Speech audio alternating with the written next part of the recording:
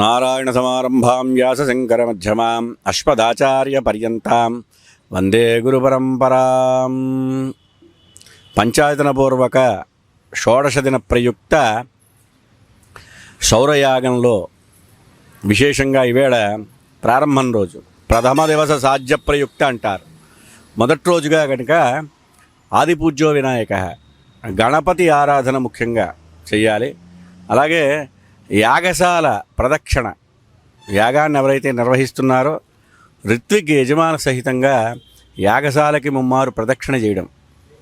పాపోహం పాపకర్మాహం పాపాత్మ పాపసంభవ త్రాహిమాన్ కృపయాద్దేవ శరణాగత వత్సల అంటారు.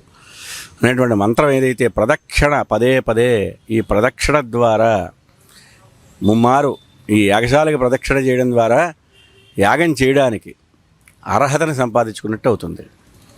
ఆ కార్యక్రమం నిర్వహించడం జరిగింది. అట్లాగే గణపతిని ఆరాధన చేశారు. ఆదిపూజ్యో వినాయక నిర్విఘ్నంగా కార్యములన్నీ సక్రమంగా అనుకున్నట్టుగా ఎటువంటి ఇబ్బంది రాకుండా జరగడానికి గణపతిని, అది కూడా ఏంటంటే హరిద్రా గణపతి అంటారు, పసుపు గణపతిని పూజ చేయడం జరిగింది. తద్వారా శుచ్యర్థం మృత్యర్థం శాంత్యర్థం అభ్యుదయార్థంచ మహాజనైస్సహ స్వస్తి పుణ్యాహవాచనం గరిష్యే. శుద్ధి వృద్ధి అభ్యుదయం డెవలప్మెంట్ కోసం, శుద్ధి కోసం, శరీర శుద్ధి, మనం స్నానం చేస్తాం బహిర్గతమైనటువంటి శుద్ధి కోసం. అంతర్గతంగా ఎలా ఉన్నది అనేది తెలియదు. త్రికరణములని ఉంటాయి మనకి, మనసా వాచ కర్మణ. మనస్సు ఎంత శుద్ధిగా ఉన్నదనేటువంటిది బయటికి కనిపించేది కాదు.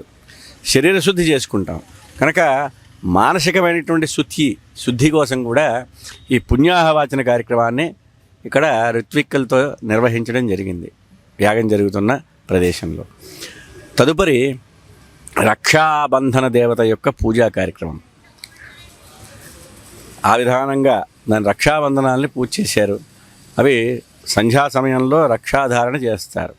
తద్వారా ఏంటంటే ఈ 16 రోజుల యాగ కార్యక్రమంలో ఎటువంటి అవరోధం లేకుండా ఆచార్య బ్రహ్మలకు కానీ, అదేవిధంగా ఋత్విక్కులు యజమానులు ఎవరైతే 16 రోజులు దీక్షలో ఉంటున్నారో వాళ్ళందరికీ కూడా ఎటువంటి జాతా శౌచం కానీ మృతా శౌచం కానీ ఇటువంటివి ఏమీ రాకుండా ఈ సూర్యనారాయణ స్వామి అనేటువంటి దేవత కాపాడడం కోసం రక్షాధారణ చేస్తారు, రక్షాబంధన ధారణ. అలాగే తర్వాత ఏంటంటే పంచగవ్య ప్రాశన అనేటువంటి ముఖ్య కార్యక్రమం ఇక్కడ చేయడం జరిగింది. పంచగవ్యం అంటే గోవుకు సంబంధించినటువంటి 5 ప్రోడక్ట్స్: గోమూత్రం, గోమయం, గోఘృతం, తర్వాత పెరుగు, తేనె. ఈ 5 రకాలైనటువంటి వాటిని తీసుకుని వాటిని మంత్రోక్తంగా మిశ్రిత్యం చేసి దాన్ని స్వీకరించడం ద్వారా ఏదైతే శరీరంలో ఉన్న మన అస్థికల్ని ఆశ్రయించి ఉన్న పాపాలన్నీ నశిస్తాయి. అగ్నిని అనేటువంటిది ఇంధనాన్ని, అంటే కట్టె పొలను ఎలాగైతే దహనం చేస్తుందో, త్వకు అస్థి గతై పాపై దేహే తిష్టతే మామకే ప్రాశనం పంచగవ్యేన అగ్నేరివేంధనం దహేదగ్నేరివేంధనం. ఎలాగైతే అగ్ని దహిస్తుందో కట్టెల్ని, లోపల ఉండేటువంటి పాపాలని దహిస్తుంది అని చెప్పబడుతుంది. అట్లాగా ఆ కార్యక్రమం అనేటువంటిది నిర్వహించడం జరిగింది. పంచగవ్య ప్రాశన తర్వాత యాగ మండపంలో అంతర్గతంగా ఉండేటువంటి మండపారాధనలు విశేషంగా చతుర్మండపాలు అంటారు. మధ్యలో ప్రధాన మండపం కాకుండా 4 మూలల్లో 4 నవగ్రహ మండపారాధన, వాస్తు, యోగిని, ఇలాగ 4 రకాలైనటువంటి మండపాలని ఆరాధన చేయడం.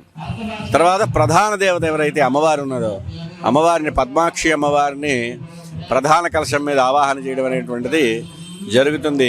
ప్రస్తుతం ఇక్కడ వరకు ఈ కార్యక్రమాలు అనేటువంటివి నిర్వహించడం జరిగింది. ఓం తత్సతు.